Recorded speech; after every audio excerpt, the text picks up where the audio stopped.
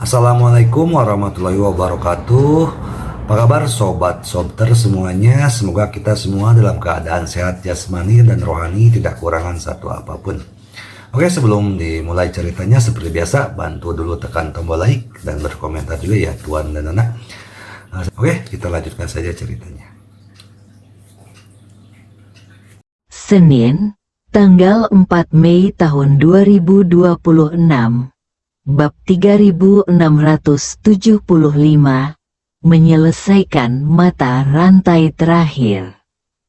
Bab 10.681 sampai dengan bab 10.685. Saran Lin Waner sangat menginspirasi Ye Chen. 9 susunan teleportasi yang terletak di seluruh dunia memungkinkannya mencapai mobilitas global yang cepat.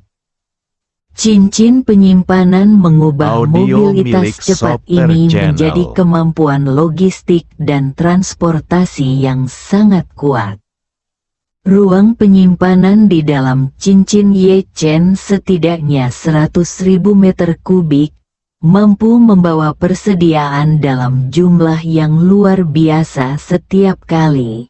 Jika digunakan untuk mengangkut minyak mentah ringan, ia dapat membawa setidaknya 90.000 ton.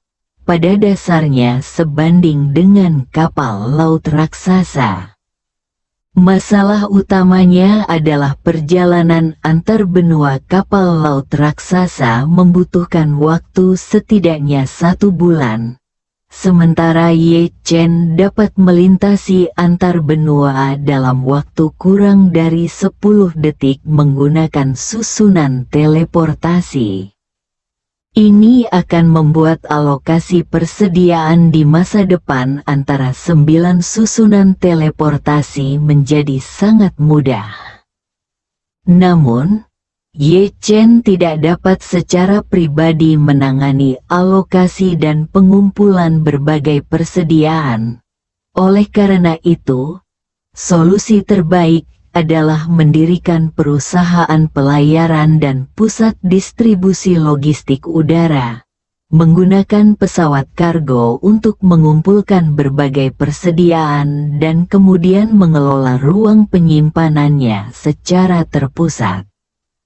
Bagi Ye Chen, miliaran dolar AS hanyalah setetes air di lautan.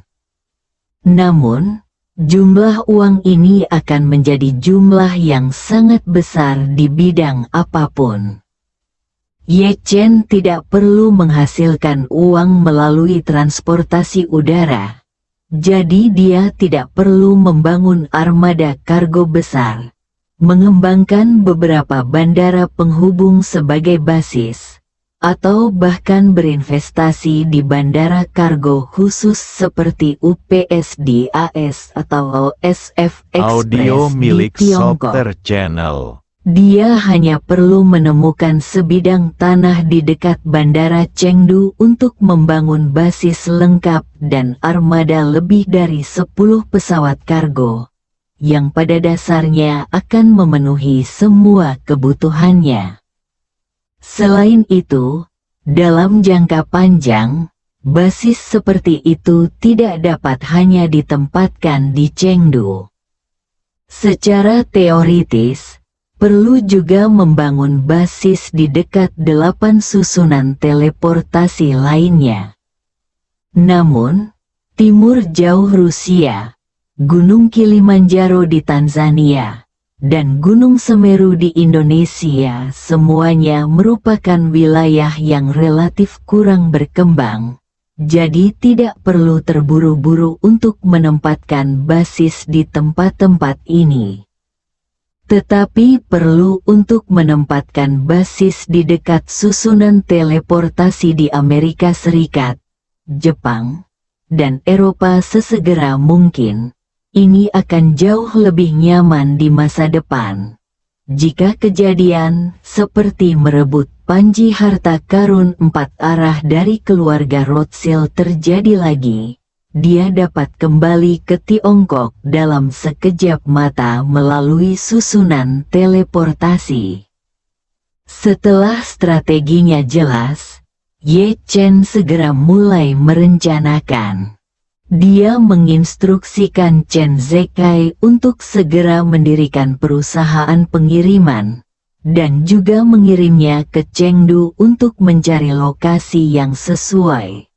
Karena perusahaan pengiriman membutuhkan banyak izin, Ye Chen menyarankan agar dia tidak membangunnya dari awal dan malah mengakuisisi perusahaan yang sudah berkualifikasi penuh. Mengingat Sunfeng Airlines memegang monopoli dalam angkutan udara domestik, mengakuisisi perusahaan yang berkualifikasi penuh dengan armada yang cukup besar bukanlah hal yang mudah. Namun, Ye Chen memiliki banyak uang dan dapat mengakuisisi perusahaan sambil sekaligus memperluas armadanya. Selain itu, membeli pesawat tidak terlalu sulit. Pesawat kargo tidak memerlukan pemesanan dari pabrikan dan menunggu waktu pengiriman 1 atau 2 tahun, tidak seperti pesawat penumpang. Saat ini, sebagian besar pesawat kargo internasional diubah dari pesawat penumpang yang sudah pensiun.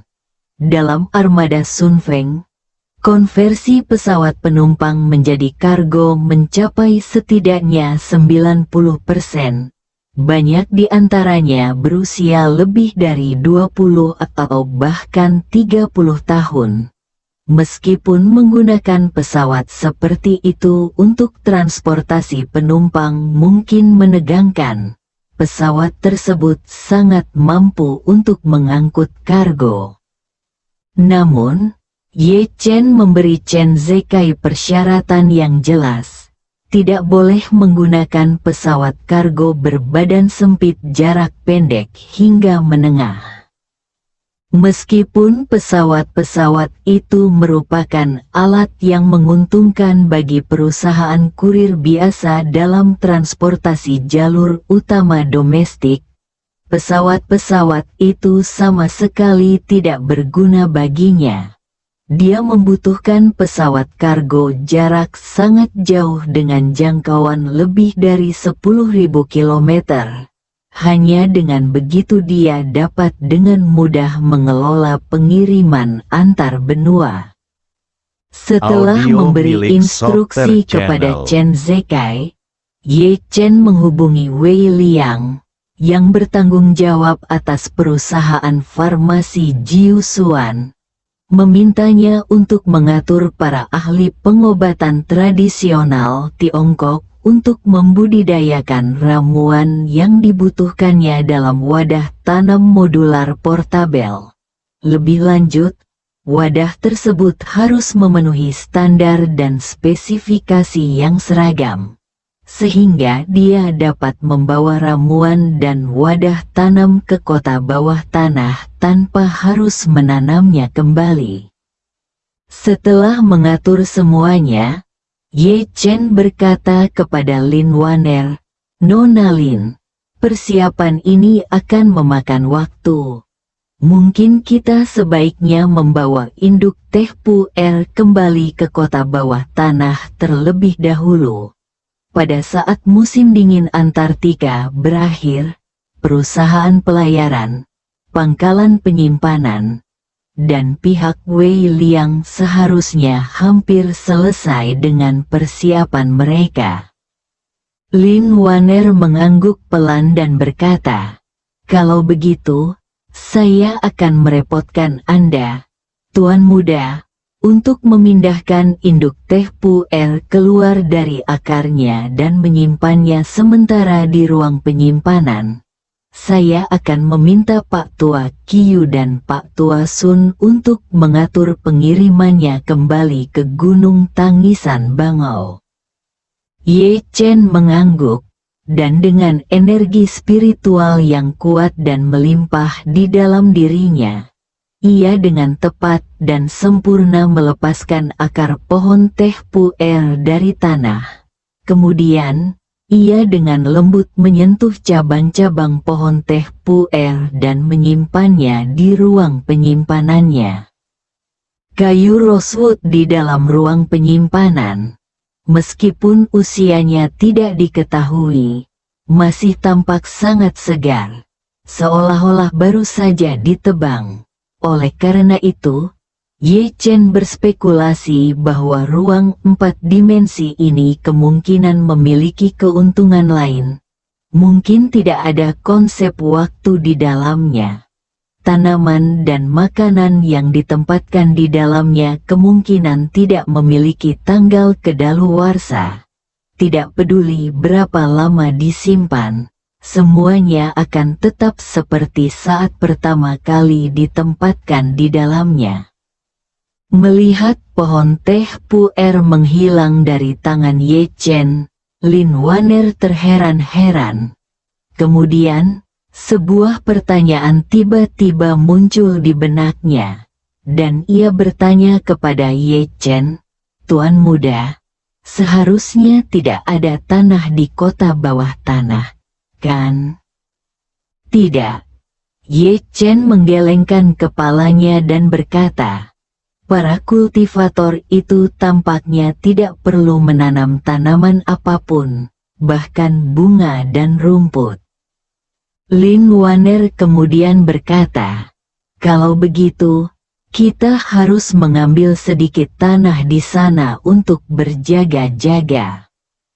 Ye Chen tersenyum dan berkata, "Kalau begitu, mari kita pergi ke pegunungan dekat Camp Elises sekarang, tempat aku bertarung terakhir kali dengan Tuan Changsheng. Vegetasi di sana rimbun dan tumbuh dengan sangat baik, jadi tanahnya juga seharusnya tidak buruk." Lin Waner tersenyum dan berkata, "Kalau begitu, aku akan mengantarmu ke sana dengan helikopter. Kita akan segera kembali." Zijin Manor memiliki helikopter ringan, dan Lin Waner mahir mengemudikan helikopter. Keduanya langsung akrab dan berangkat dari Zijin Manor di bawah kegelapan malam, menuju pegunungan dekat Camp Elises. Sambil mengemudikan helikopter, Lin Waner berbicara kepada Ye Chen melalui headphone peredam bising dan sistem intercom. "Tuan muda, saya dapat meminta Pak Tua Sun menggunakan koneksinya untuk membangun landasan helikopter di dekat susunan teleportasi di Gunung Heming dengan kedok penelitian ilmiah. Itu akan membuat perjalanan bolak-balik jauh lebih nyaman. Kita bisa langsung terbang dari susunan teleportasi di Gunung Heming ke Bandara Chengdu, dan seluruh perjalanan hanya akan memakan waktu 20 menit. Ye Chen berkata dengan gembira, "Itu luar biasa. Dengan helikopter, kita telah melewati rintangan terakhir, sehingga akan jauh lebih mudah untuk kembali ke Jinling di masa mendatang." Bersambung.